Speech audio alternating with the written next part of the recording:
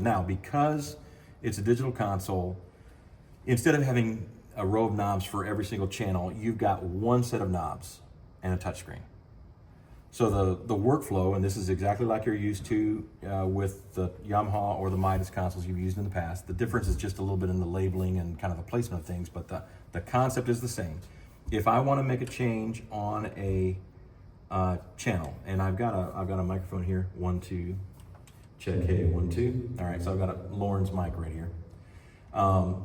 If I want to make a change on Lauren's mic, what I need to do is I need to push the select button for Lauren's channel, make sure it's lit up, right? And then all of these knobs become active for Lauren's channel. Right. Now, these knobs are active for Lauren's channel regardless of what's being displayed on the screen. All right, because you can see right now there is a setup menu on the screen. That still means that my gain control for Lauren's channel is still going to work right here. 1, 2, 1, 2, 1, 2, 1, 2, 1, 2. Okay, so as long as the select button is lit on the channel, all these buttons are live for that channel. All right. So the way to, the workflow that you want to get used to is select the channel, make a change, move to the next channel. All right.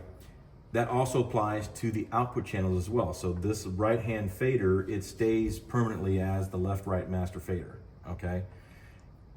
If I want to change something about the output fader or the master output, I can hit select on the output as well, and you'll see something that's interesting here. Notice that some of these buttons didn't light up. Yeah. All right.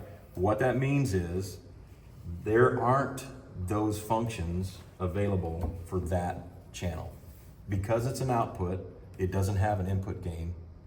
Because it's an output, it doesn't have a high pass filter, a gate, whatever. But it has a compressor and it has EQ, so those are lit up, right? So anything that is lit up is accessible for whatever channel I've chosen. And this button right here is special. This is the touch and turn knob. If I am in a channel window, all right, and we'll go over these buttons here in a second. If I'm in one of these touchscreen windows and I want to, without having to use these other hardware buttons, I want to change something that's on this screen. I can select and it'll light up yellow. And now you notice this button lit up yellow. That means this button is now controlling that function. So now I can add delay to my channel if I wanted to, which would be a terrible idea, but I could do it, right?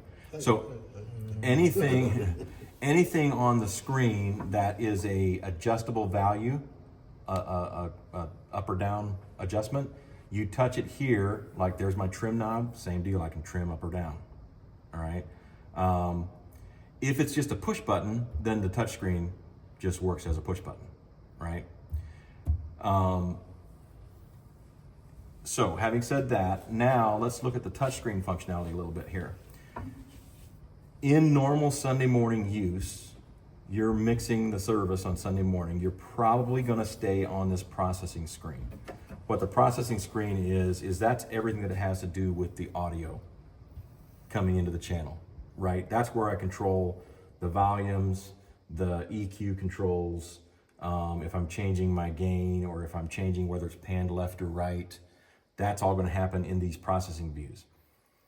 When I'm on this processing screen, you'll see on the left here different functions. If I want a detailed view of that function, I just touch that function and it takes it to a bigger window. All right.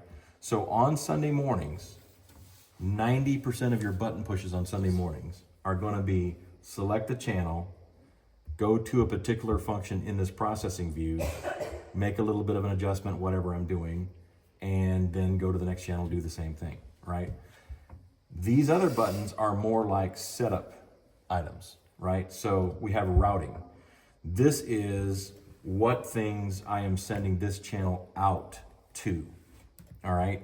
So that includes main sends left, right. It includes mixes like monitors. It includes effects. We'll get to that later. So that's routing.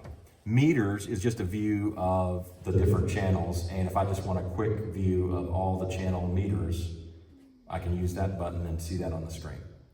Effects is where I would actually install and adjust the settings for different effects. We'll get back to that.